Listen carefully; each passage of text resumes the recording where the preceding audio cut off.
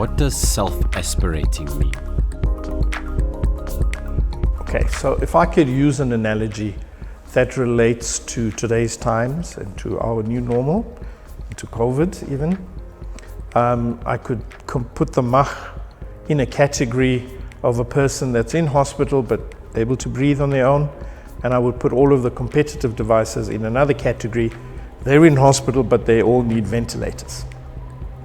And the thing is that if you switch those ventilators off, those products will cease to function.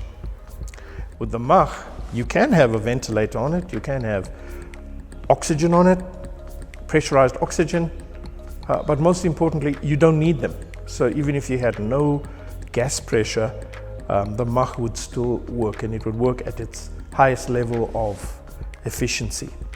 And that self-aspiration really just means that the MACH generates a vacuum, so it's able to suck in whatever gas you want to dose into it. And that vacuum is generated by the venturi principle of design, where we have venturis that are in series within a MACH, and between the venturis you start to generate the suction.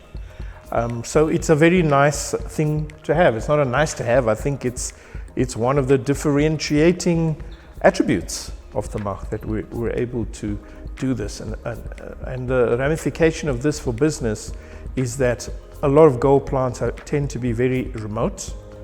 For some reason, God just didn't deposit the gold near the seas and the oceans. It's always in the middle of nowhere, in the outback of Australia, in the heat in the middle of Africa, or in the snow in Kazakhstan and Russia. But it's always remote, and it's always not easy to get your hands on pressurized gas supply on a plant.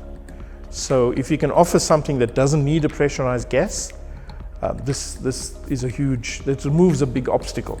So other players in the market will not be able to install a reactor on those plants, whereas we, GoldOre, with the MACH, we could install it and have it working exceptionally well under those conditions.